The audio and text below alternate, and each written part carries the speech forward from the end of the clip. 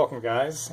Today's project, as you can see, is the Revell snaptite Star Wars. This is the Darth Vader's TIE Fighter, or the TIE Advanced, and I got this kit on eBay for a really good price. So let's take a quick look at all the parts on here.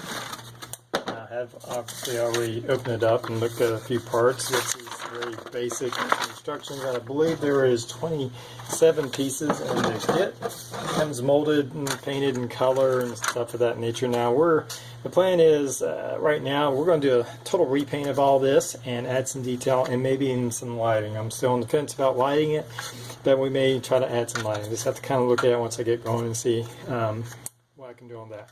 And just looking at it, I'm not sure how accurate the model is. I know it's lacking some detail.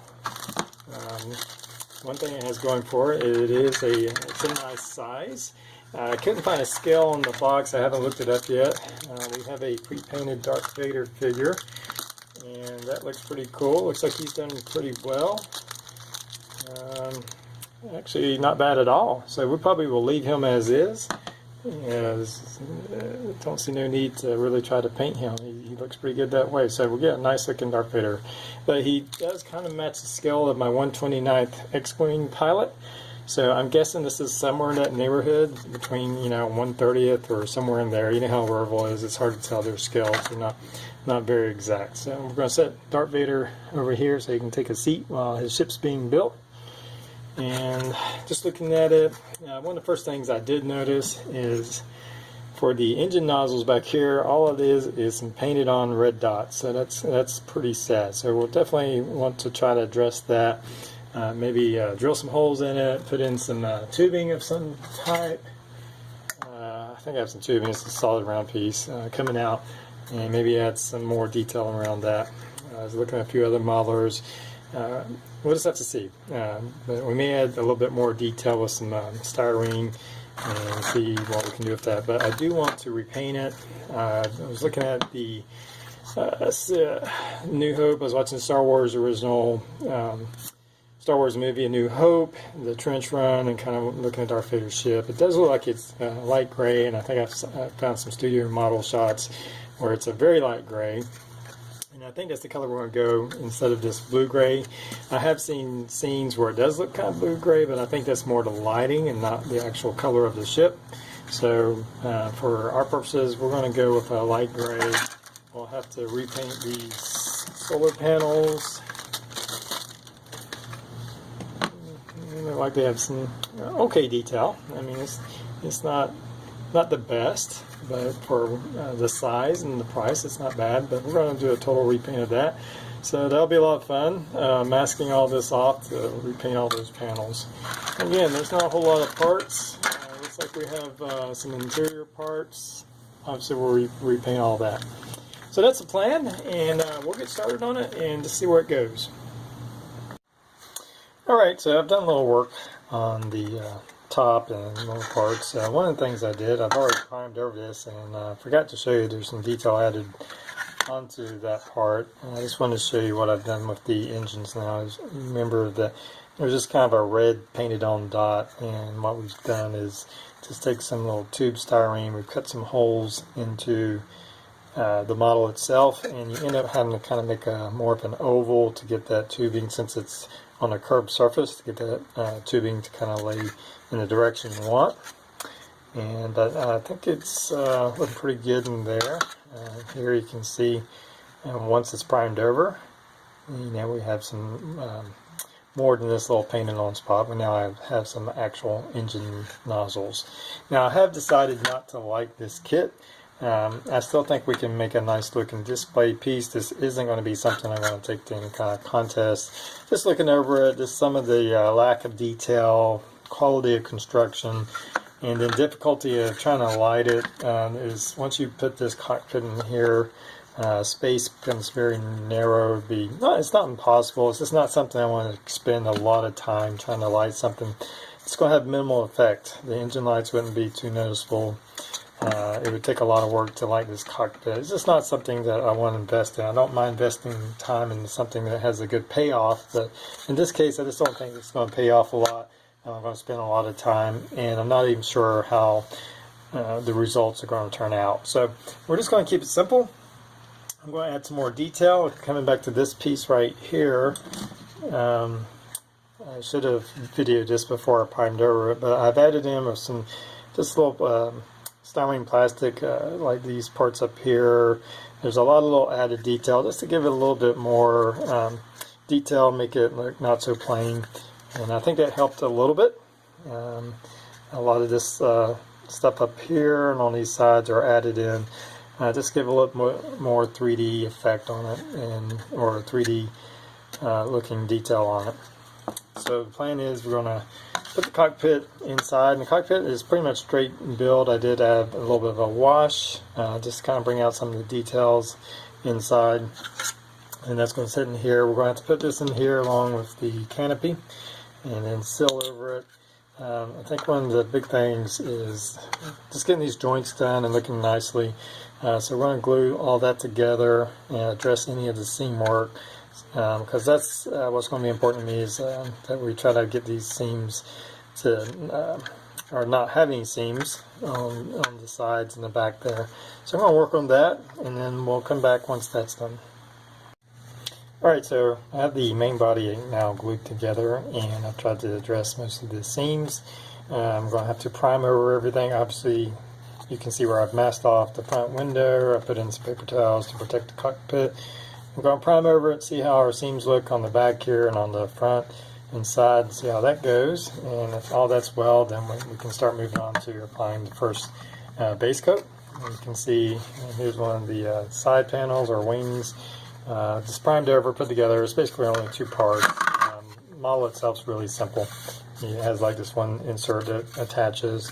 So we'll prime over those and put the top coat over it. So we've attached the laser guns.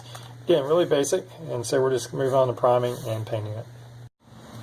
Alright, so just working on some of the painting of the panels. As you can see, I've masked off and I'm painting off the black parts. You can see where I've already done the inside, and I did this all in one part and masked that off. I've also took time, I masked off the sections around here and the front of the ship, and did with my airbrush painted that a dark gray color. And we're just getting real close to weathering. This is the top of the canopy. This part right here looked to be like a dark gray color.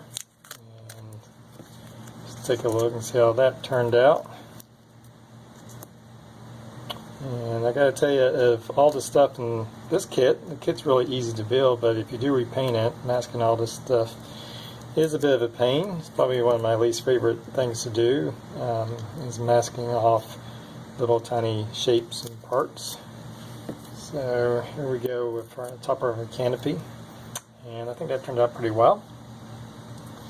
And then of course here we have, see how our panel, there's quite a bit of masking off that goes into getting all these different panels done.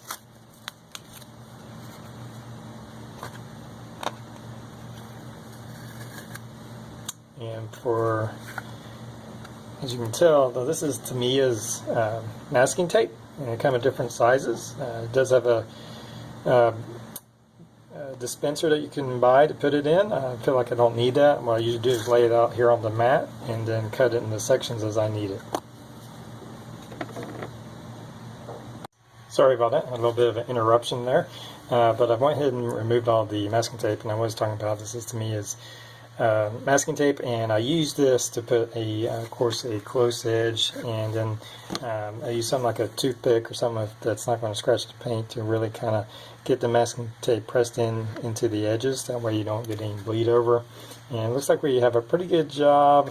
We may have a little bit of spot here where the paint kind of seeped through a little bit, and we can just take some gray paint and touch it up. It's not even that noticeable. So that all turned out pretty good. As again, you can see I use the Tamiya masking tape to get the fine edges, and then I just use some normal blue house painting tape to cover the wide areas. So it tends to work for me. The Tamiya tape is a little bit more expensive, but it's worth the price. It does go a long ways. A roll like this actually goes pretty far. It's fairly thin, so there's actually quite a bit in there. So I'm going to go ahead and unmask this. I'm going to put a clear coat over all of this just to protect all the paint. And then we're going to get into doing just a mild weathering, doing a wash to bring out the panel lines and whatnot. Alright, you can see that we have it mostly assembled now, and I did do just a little bit of a wash to try to darken in some of the panel lines and some of the recessed areas. We still have our masking over it.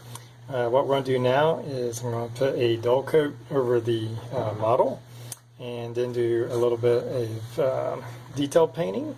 And of course we need to attach our canopy, top to our canopy, and close that in. And we'll be done. So I'll do all that and we'll come back and look at the completed project. Alright, so here we are with our completed project, our advanced TIE Fighter, or the Darth Vader's TIE Fighter in this case, in which we have our Darth Vader inside of the cockpit. I don't know if you can make them out very well. But we finished up by adding a matte varnish from Vallejo, and I just airbrushed that on. I tried to avoid, I wanted the solar panels to have a little bit of a shine to them, so I tried not to get any of the, I didn't mask them off, just tried to run my airbrush along without actually running it into the panels. The kit is a nice size, again it's about a 1/32 scale, and it has good detail. I won't say it's great detail. The Bandai kit, looking at it, was a little bit more detailed and more accurate. This does have a lot of things that are not accurate with it. The biggest issue I had is for the engine nozzles were just painted on dots, so we added in ours.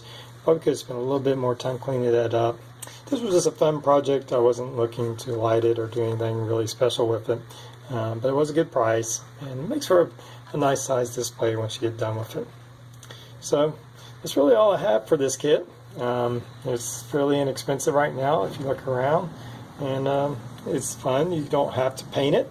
You can just put it together and have a display piece, maybe weather it and add on some matte clear coats. But in this case I painted it to reflect more of the gray color, which I thought was more accurate. Anyway, until next time guys, we'll catch you later.